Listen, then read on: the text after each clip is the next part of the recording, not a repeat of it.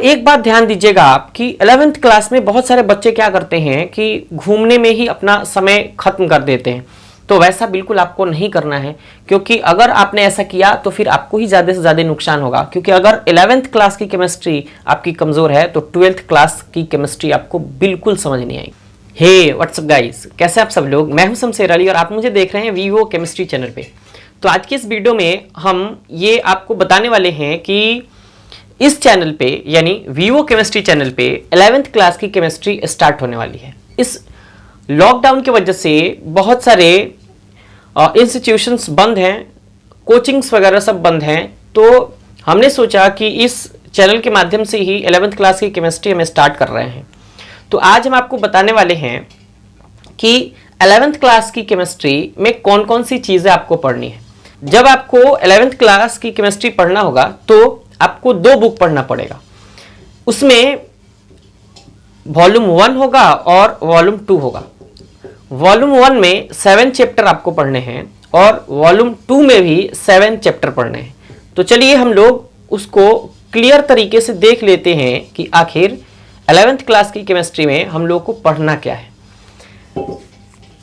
हम यहाँ क्लासिफाई करेंगे कि 11th क्लास की जो केमिस्ट्री है उसमें क्या क्या पढ़ना है। 11th क्लास की केमिस्ट्री 2 पार्ट में मौजूद है।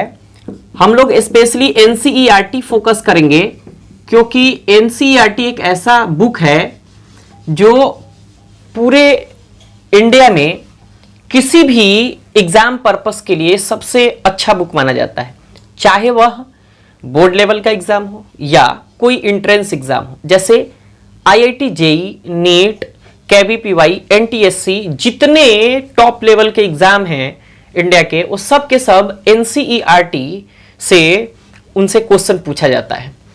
तो इसलिए हम लोग भी एनसीईआरटी को ही फोकस करेंगे।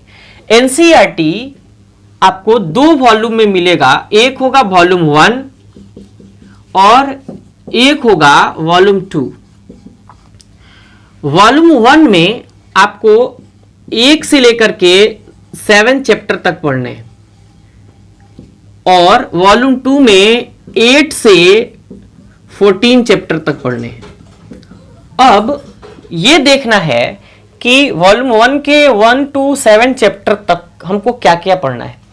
तो आपको पहला चैप्टर पढ़ना है some basic concept of chemistry. Some basic concept of chemistry, concept of chemistry. तो ये एक ऐसा चैप्टर है जिसमें 9th क्लास और 10th क्लास से रिलेटेड बातें होंगी और थोड़ी सी एडवांस होगी, है ना। दूसरा चैप्टर आपको पढ़ना है structure of atom, structure of atom यानी परमाणु की संरचना। और तीसरा चैप्टर आपको पढ़ना है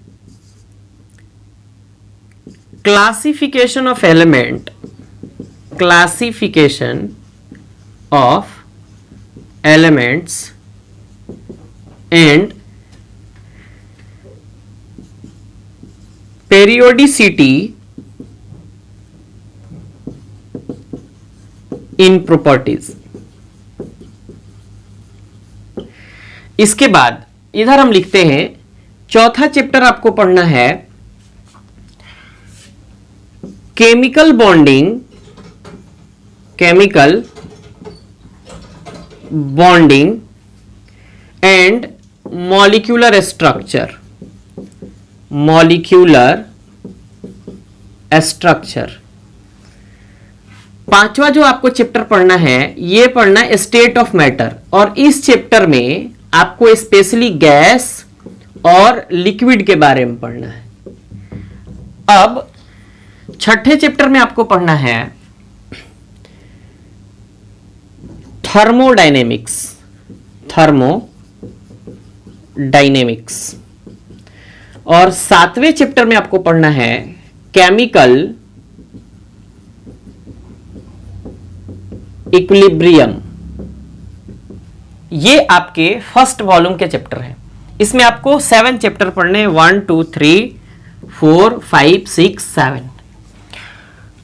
अब स्ट्रक्चर ऑफ एटम वाले इस चैप्टर में एटम के स्ट्रक्चर और उनके कॉन्स्टिट्यूएंट पार्टिकल, सब एटॉमिक पार्टिकल्स, एटम की थ्योरी किसने किसने दिया, कैसे इसका डिस्कवर हुआ, टोटल इन चीजों के बारे में पढ़ना है। Classification of element and periodicity in properties, ये जो चैप्टर है इसमें तत्वों की खोज कब शुरू हुई और टोटल अभी तक कितने तत्व ज्ञात हैं, उनके फिजिकल प्रॉपर्टीज क्या हैं, उनकी ट्रेंडिंग पेरियोडिसिटी क्या है, वो टोटल चीजें पढ़नी है। इसमें केमिकल बॉन्डिंग बहुत ज्यादा इंपॉर्टेंट चैप्टर है और इसमें अगर समझिए कि 11th क्लास में आपने chemical bonding, atomic structure, state of matter, thermodynamics, chemical equilibrium, ये आपने चैप्टर नहीं पढ़ा तो समझिए आपकी केमिस्ट्री बिल्कुल बेकार है। और एक बात ध्यान दीजिएगा आप कि 11th क्लास में बहुत सारे बच्चे क्या करते हैं कि घूमने में ही अपना समय खत्म कर देते हैं, तो वैसा बिल्कुल आपको नहीं करना है, क्योंकि अगर आपने ऐसा किया तो फिर आपको ही ज्यादा से ज्यादा नुकसान होगा। क्योंकि अगर 11th क्लास की केमिस्ट्री आपकी कमजोर है तो 12th क्लास की केमिस्ट्री आपको बिल्कुल समझ नहीं आएगी। स्टेट ऑफ मैटर में गैस और लिक्विड के बारे में फुल्ली पढ़ना है। थर्मोडायनेमिक्स बहुत अच्छा चैप्टर है, अगर ये नहीं पढ़े तो समझिए कि आपकी केमिस्ट्री वीक है। और केमिकल इक्विलिब्रियम, ये भी आपको चैप्टर पढ़ना ही पड़ेगा। तो ये फर्स्ट वॉल्यूम के चैप्टर हैं जो आपको पढ़ना है। और मैं आपको बता दूं कि चैप्टर 1 से मैं एक एक टॉपिक आपको डेली एक वीडियो आपको शेयर करूंगा, वहां से आप फ्री ऑफ कॉस्ट यूट्यूब के माध्यम से, मेरे चैनल के माध्यम से फ्री ऑफ कॉस्ट आप अपनी केमिस्ट्री की पढ़ाई बिल्कुल कोचिंग और स्कूल कॉलेज में जैसे पढ़ाई होती है बिल्कुल वैसे ही आप कर सकते हैं।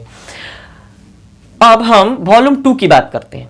एनसीईआरटी के वॉल्यूम 2 में 8 से 14 चैप्टर आपको पढ़ना है। तो इसमें क्या करना है, आपको हम बता देते हैं कि कौन कौन से चैप्टर पढ़ने हैं। दूसरे वॉल्यूम में आपको सबसे पहला चैप्टर मिलेगा रेडॉक्स रिएक्शन, बहुत ज्यादा इंपॉर्टेंट। दूसरा आपको इसमें चैप्टर मिलेगा, मतलब 7th के बाद ये 8, ये 9, इसके बाद आपको पढ़ने को मिलेगा हाइड्रोजन, जो फुल डिस्कशन इसमें हाइड्रोजन के बारे में बताया गया है। 10 नंबर चैप्टर है S block element, S block element. फिर 11 नंबर चैप्टर आपको पढ़ना है P block element, P block element. फिर इसके बाद 12 नंबर चैप्टर आपको पढ़ना है organic chemistry, organic chemistry, some basic principle and techniques and technique. फिर 13 नंबर चैप्टर आपको पढ़ना है हाइड्रोकार्बन, हाइड्रोकार्बन। और 14 नंबर चैप्टर आपको पढ़ना है